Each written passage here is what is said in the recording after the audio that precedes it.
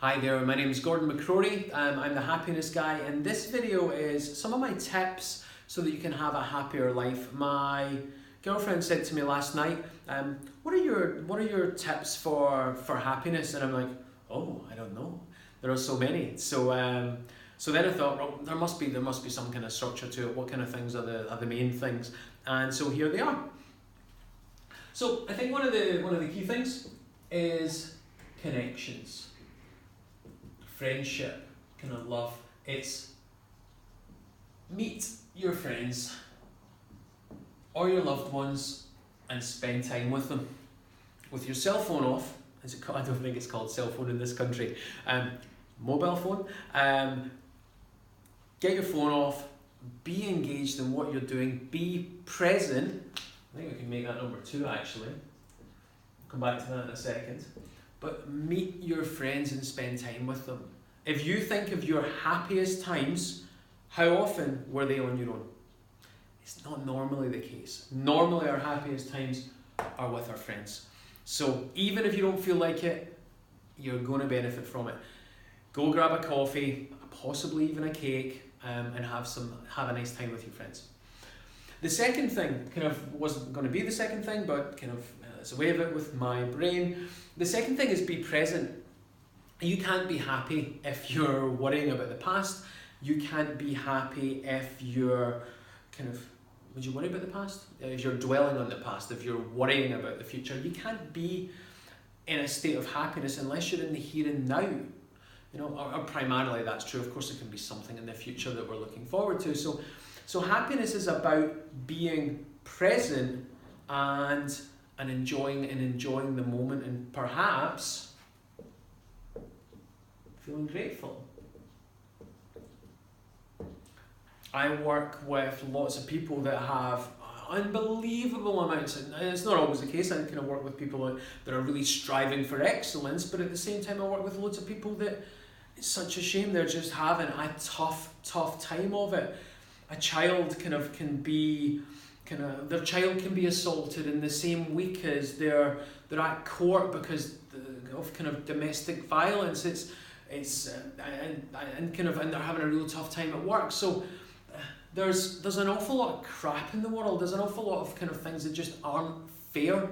But the truth of it is, you're alive. You're still breathing.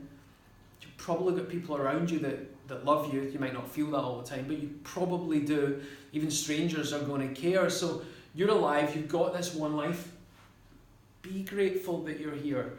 It is such a gift. I've got another client who, a young mum, and had a heart attack and was living out of fear for quite some time, and now she's shifted that. No wonder she was living out of fear. Imagine being a young mum and having a heart attack in the middle of the night. And then kind of going through kind of surgery and kind of all trying to get back to just some kind of sense of normality. But she's now so grateful that she's alive. But it took that to get her on this particular path. So yeah, there's tough things going on, but actually there's an awful lot to be grateful for. And I hear a great thing. It's if you're not happy with what you've got already, then what makes you think you're going to be happy when you get a bit more? You know, I don't think we necessarily need more. I think we just need to realise what we've got often. So be grateful. I love this one. It's really, really powerful. Next, prioritise you. Now, specifically, mums are going to struggle with that one. And we're often taught that putting ourselves first is selfish, but actually, you're the most important person in the universe. As far as you're concerned, and if you do not put you first, at some point you're going to lose yourself, and you're going to lose your sense of identity, and you're going to lose your spark, and you're going to lose your sparkle, and that should be a non-option, because the people around you need you to light up their lives and to bring them joy. So prioritize you for others, and also because kind of it's how you're going to feel like you're living your life. You're not here to meet everyone else's needs all of the time. Your needs are important too. So have a little listen to yourself and prioritize you. And that might mean doing something for yourself.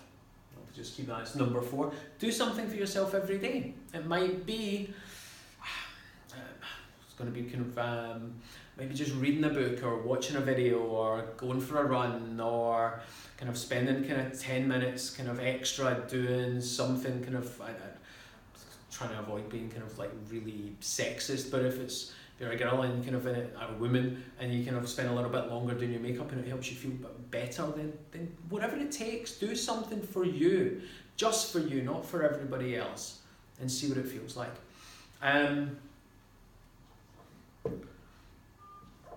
One of my favourites, currently, not always, hasn't always been, take some exercise. Now, for someone that might be kind of a really hard session at the gym, but for most it's not that. For most it might be or for many it could be going for a walk and just enjoying the outdoors. It doesn't matter what the type of exercise is. I love walking, kind of things like jogging can be pretty good for the right people. Yoga, Pilates, do something. Your body's designed to move, and when you move, you'll feel better. So get some exercise. Next, and I might stop at this, progress. Although 6 might not be a good number to stop at. Progress. Make some progress in something that matters to you. Doesn't need to be a lot. You're not going to jump from 0 to 100, but just something, whether it be, again, maybe it's a course, learning a language. The gym's a good example because it's easy to kind of see progress there. But yeah, it might be something at work. Make a little bit. If you get a little bit of progress in your life, if you feel like you've made progress, maybe it's having a difficult conversation you've been putting off, but then you get a resolution. If you get some progress in your life, you're going to feel better. We like progress. And let's have a look and see. Have I got anything else? I'm sure there are many, but however, for now, let's just kind of we'll call it at that and say there's 6 things you can do. Meet your friends, be present. If you struggle with being present, learn meditation. It's epically good for helping you enjoy the moment and bringing you back to the moment, and it'll help with being grateful too. What are and gratitude journals? Kind of every morning, what 3, 4, 5 things have you got to be grateful for? And if your heart's still beating, that's one of them. Put yourself first. Sometimes you are important. When you realise that, I promise you're going to feel better. Take some exercise of a sort that lifts you up and doesn't make you lose the will to live, and find something that can make a little bit of progress. And that could even be something like kind of doing the garden so that you see the different, maybe kind of tidying up the kitchen or whatever the thing is. Get some progress in something. Doesn't need to be big. Anyway, that's everything from me for today. I hope you find this in some way useful. Your happiness is important. Have a fab day. Take care. Bye.